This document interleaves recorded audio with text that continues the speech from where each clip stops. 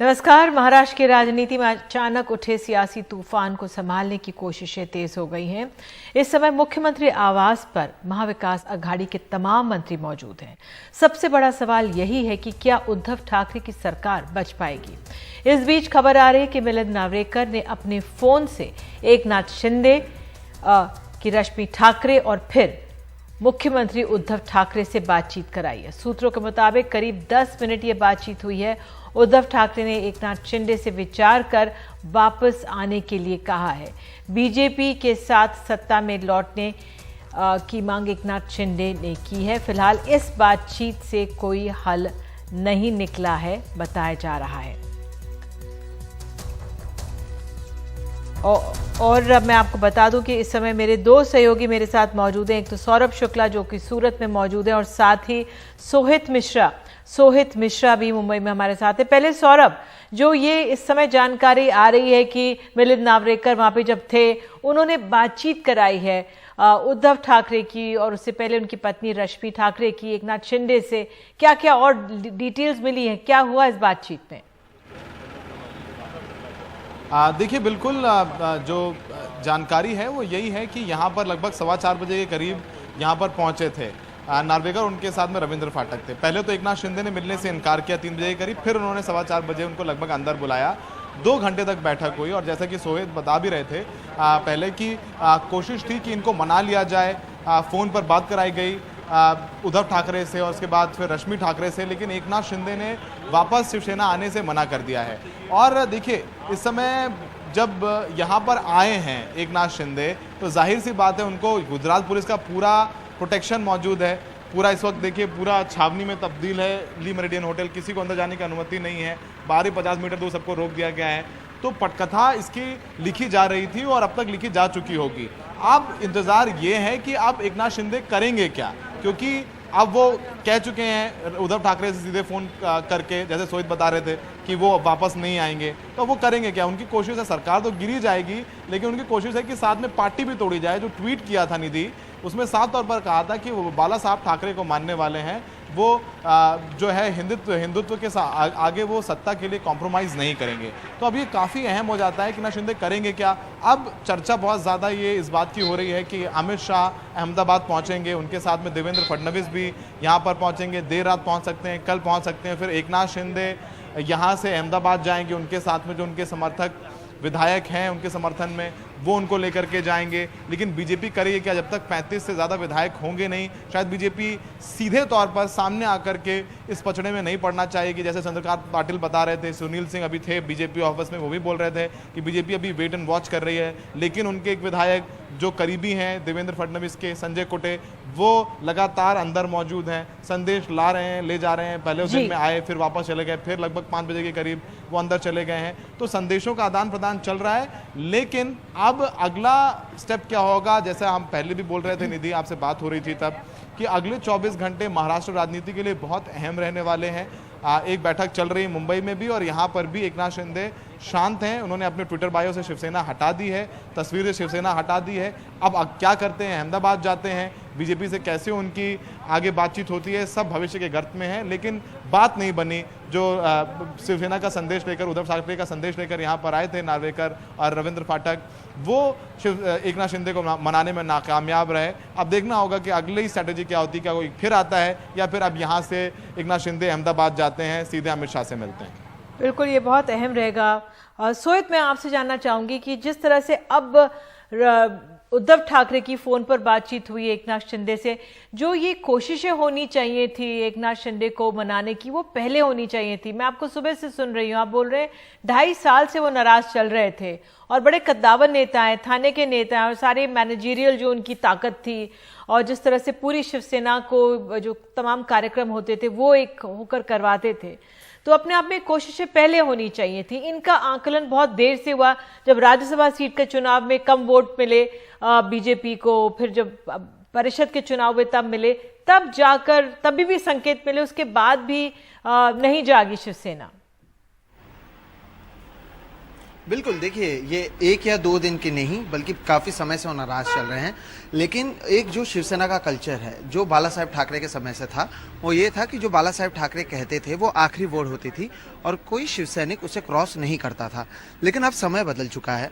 एकनाथ शिंदे काफी पावरफुल हैं और आज तक जो भी विधानसभा चुनाव हुए थे 2019 से पहले, ठाकरे परिवार से कोई भी वहां पर कभी चुनाव में लड़ा नहीं था। 2019 में भी जब बीजेपी और शिवसेना साथ में चुनाव लड़ी थी, ये कहा जा रहा था कि 2.5 साल के लिए शिवसेना और 2.5 साल के लिए बीजेपी सत्ता में रहेगी, दोनों के मुख्यमंत्री होंगे।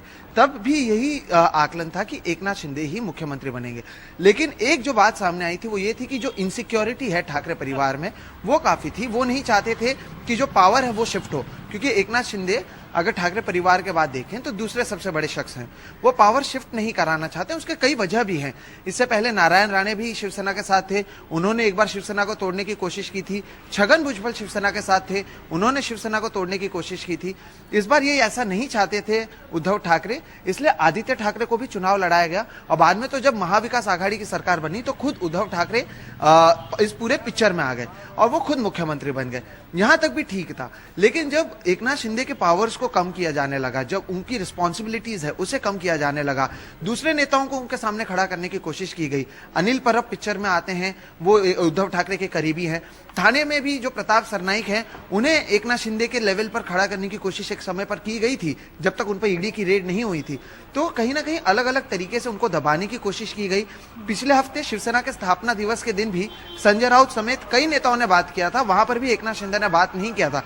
ऐसे तमाम संकेत थे। कल भी उद्धव ठाकरे एमएलसी चुनाव के बीच दोपहर को निकल गए, जिसके बाद एकनाथ शिंदे खुद चले गए। तो संकेत कई समय से मिल रहे थे, तब कुछ नहीं किया गया और अब शायद जब बात उठ रही है या अब जब बात करने की कोशिश हो रही है, शायद बहुत देर हो चुकी है। क्योंकि अगर देर नहीं हुई होती तो एकनाथ शिंदे महाराष्ट्र के किसी होटल में होते, गुजरात में नहीं। जी, मैं एक और सवाल आपसे जानना चाह रही थी कि महाविकास आघाड़ी में कांग्रेस खेमा भी है और एनसीपी खेमा भी है। अभी अजीत पवार शायद मुलाकात कर रहे थे वर्षा में मुख्यमंत्री से, लेकिन कुछ देर में उनकी मुलाकात होने वाली है, शायद शरद पवार पहुंचने वाले हैं मुख्यमंत्री निवास पे। उस लिहाज से एनसीपी और कांग्रेस के खेमे में क्या हो रहा है, क्योंकि कांग्रेस के भी कुछ वोट टूट के गए थे जब ये चुनाव में वोटिंग हुई थी। कांग्रेस की आज सुबह बैठक हुई। शाम को जो उनके प्रभारी हैं एच.के. पाटिल, वो भी मुंबई पहुंचे। एक एक विधायक से वो मिल रहे हैं। मीडिया से भी बातचीत करते हुए उन्होंने कहा कि कांग्रेस में सब कुछ सही है, कांग्रेस के सभी विधायक साथ में हैं। एनसीपी सुबह से पिक्चर में नहीं थी जब तक शरद पवार ने बात नहीं की। आज इतना सब कुछ हो रहा था, इसके बीच भी अजित पवार सुबह मंत्रालय गए थे और अपने जो कैबिनेट है या अपने जो अधिकारी हैं उनसे बातचीत कर सामान्य तरीके से काम कर रहे थे। तो ये दोनों खेमे जरूर शांत हैं। अगर आप शरद पवार की बात को ध्यान से भी सुने, वो कह रहे हैं कि ये शिवसेना का इंटरनल मैटर है। वो इसलिए कह रहे हैं क्योंकि जिस तरह से मैंने अभी समझाया कि उद्धव ठाकरे या फिर शिवसेना और एकनाथ शिंदे के बीच में ये मतभेद थे, इसमें एनसीपी या कांग्रेस का कोई लेना देना नहीं है। इसलिए सुबह शरद पवार ने कहा कि पहले शिवसेना खुद तय कर ले क्या कुछ करना है और फिर वो देखेंगे कि क्या कुछ किया जाना है। अब जब एकनाथ शिंदे और उद्धव ठाकरे के बीच में बातचीत हो चुकी है, तब अब जब यहाँ पर शरद पवार पहुंचेंगे तब आगे की रणनीति तय होगी। इसलिए आप देखिए कि बीजेपी भी खुलकर कुछ नहीं कह रही है, हर कोई वेट एंड वॉच पर है। और जो मैंने मैसेज कुछ समय भेजा था पहले, उसमें भी एकनाथ शिंदे ने यह कहा कि मैं जो कर रहा हूं वो पार्टी के लिए कर रहा हूं, मैंने अब तक किसी चीज पर दस्तखत नहीं की है, किसी भी तरह के आश्वासन किसी को नहीं दिए हैं। तो अब क्या एकनाथ शिंदे और उद्धव ठाकरे के बीच में शरद पवार किसी तरह से इसे सुलझा सकते हैं, या फिर वो नाव चली गई है क्योंकि वो सूरत पहुंच चुके हैं? हमें पता है गुजरात बीजेपी का गढ़ है, गुजरात के जो बीजेपी प्रेसिडेंट हैं वो सूरत में है, पुलिस की सुरक्षा बढ़ा दी गई है, बीजेपी के नेता उस होटल में देखे जाते हैं जिस होटल में एकनाथ शिंदे मौजूद है। तो जरूर कुछ ना कुछ, अगर इसके पीछे बीजेपी है तो उन्होंने भी वो नहीं चाहेंगे कि 2019 में जो उनके साथ हुआ था वापस हो। तो इस बार उन्होंने भी अपनी तैयारी पूरी की होगी। बिल्कुल। सौरभ, आप हमारे साथ मौजूद हैं और आप भी मैं बता रहे थे किस तरह से संजय कुठे जो हैं बीजेपी के विधायक, वो मिल रहे थे जब ये दो दूत निकले शिवसेना के, तो वो एक बार फिर मिले और पहले भी मिले थे। मुझे बताया जा रहा है कि सौरभ अभी हमारे साथ नहीं है, लेकिन हमारे साथ सोहित मौजूद हैं। सोहित, तो जो बीजेपी की आगे की जो तैयारी है वेट एंड वॉच की तो है ही, लेकिन जिस तरह से कहा जा रहा है कि अमित शाह भी पहुंचेंगे अहमदाबाद और आज शाम को मुलाकात हो सकती है एकनाथ शिंदे की अमित शाह से, उस लिहाज से कितनी सरगर्मी? देखिए, अमित शाह और एकनाथ शिंदे के बीच मुलाकात की जरूर बात की जा रही है, लेकिन अब तक ऐसे कोई अंदेशा या फिर ऐसे कोई साइन नहीं मिल रहे हैं कि अमित शाह वहां पर पहुंचने वाले हैं। इसलिए अभी वो तो वेट एंड वॉच में है। जिस तरह से मैंने कहा, 2019 में इसी तरह से 3 दिन की सरकार बनाकर एक बार बीजेपी अपनी फजीहत करा चुकी है। इसलिए इस बार वो किसी भी तरह से जल्दबाजी करने की कोशिश नहीं करेंगे। इसलिए फिलहाल वो जाते हुए नजर नहीं आ रहे। संजय कुटे देवेंद्र फडणवीस के करीबी हैं और शिवसेना, माफ कीजिए, बीजेपी के विधायक हैं। वो शायद हो सकता है कि बीजेपी के मैसेजेस को वहां पर लेकर जा रहे हैं। उप मुख्यमंत्री अजित पवार बैठक में मौजूद थे। अभी भी कई लोगों के आने का सिलसिला देखिए, आप देखेंगे कि जो गाड़ियां हैं उनके आने का सिलसिला जारी है। और दादा भूसे जो है, दादा भूसे गए हुए हैं। दादा भूसे के बारे में भी मैं आपको बता दूं, ये जो दादा भूसे अब अंदर जाते हुए नजर आ रहे हैं, ये वो 3 विधायकों में से हैं। ये वो 3 विधायकों में से हैं जो आज सुबह से उद्धव ठाकरे से मिलने वर्षा बंगले पर नहीं आए थे। ये एकनाथ शिंदे के करीबी माने जाते हैं। ये तीनों मुंबई के एक 5 सितारा होटल में थे और वहां पर से 3 लोगों का नाम मैं आपको बता दूं, दादा भूसे, संतोष भांगर और संजय राठौड़। ये तीनों मुंबई में थे, लेकिन वो ना ही उद्धव ठाकरे से जब सुबह मुलाकात हो रही थी तब नहीं आए हुए थे। बाद में शिवसेना के नेता उन्हें पकड़ कर लेकर आए थे यहाँ पर। इसी तरह के हालात 2019 में हुए थे जब एनसीपी के विधायक यहाँ वहां जा रहे थे। शायद ये भी एक वजह है कि एकनाथ शिंदे मुंबई में या महाराष्ट्र में नहीं है। महाराष्ट्र में शिवसेना के जो कई सारे होटल्स जहां पर हैं, वहां पर शिवसेना की जो यूनियन है, वर्कर्स यूनियन, जिसे शिवसेना के कामगार सेना कहते हैं, वो काफी स्ट्रांग है। 2019 में पकड़ के मैं आपको बता सकता हूं कि एयरपोर्ट के बाहर से, होटल के अंदर से जो विधायक छुपे हुए थे उन्हें पकड़ कर लाया गया। आज भी शिवसेना के 3 विधायकों को इसी तरह से पकड़ कर लाया गया, जिन्हें वापस अब वर्षा ले जाया गया है। इसलिए एकनाथ शिंदे गए सूरत, एकनाथ शिंदे गए दिल्ली, क्योंकि शायद वो अब नहीं चाहते हैं शिवसेना में रहना। बीजेपी से उनसे बातचीत जरूर शुरू है, नहीं तो अब तक ये सुलझ जाता। अगर उन्हें शिवसेना में रहना ही होता तो वो सूरत नहीं जाते, वो आकर बातचीत करते या महाराष्ट्र के किसी होटल में रहते। बाहर जाने का मतलब यही है कि वो अब शिवसेना में रहना नहीं चाहते, लेकिन शिवसेना के कई विधायक एकनाथ शिंदे के साथ हैं। बिल्कुल सोहित, इस तमाम जानकारी के लिए बहुत बहुत धन्यवाद आपका।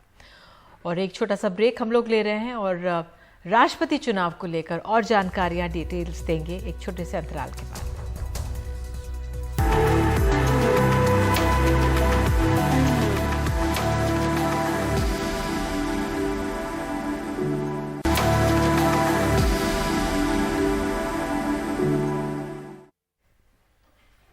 राष्ट्रपति पद का चुनाव चुनने के लिए, जो उम्मीदवार चुनने के लिए बीजेपी संसदीय बोर्ड की अहम बैठक हो रही है। आपको बता दें, तमिलसाई सौंदरराजन, द्रौपदी मुर्मू और केरल के गवर्नर आरिफ मोहम्मद खान समेत कई नाम चर्चा में हैं। और इसी को लेकर आज दिन में गृहमंत्री अमित शाह, राजनाथ सिंह ने उपराष्ट्रपति वेंकैया नायडू से मुलाकात की है। तो और हमारे साथ हमारे सहयोगी रवीश रंजन फोन पे मौजूद हैं। जी रवीश, तो क्या सुगबुगाहट, कौन सा नाम आगे चल रहा है?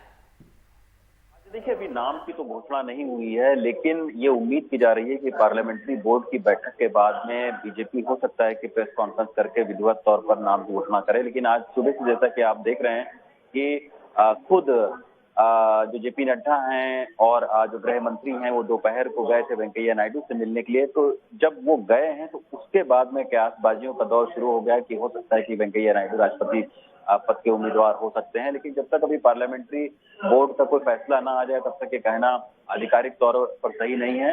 लेकिन अभी पार्लियामेंट्री बोर्ड की बैठक शुरू हो चुकी है और खुद प्रधानमंत्री यहाँ पर आए हुए हैं। अब देखना होगा कि कितने घंटे चर्चा चलती है और पार्लियामेंट्री बोर्ड की बैठक के बाद में क्या बीजेपी आज नाम की घोषणा करती है या फिर इंतजार करती है वो।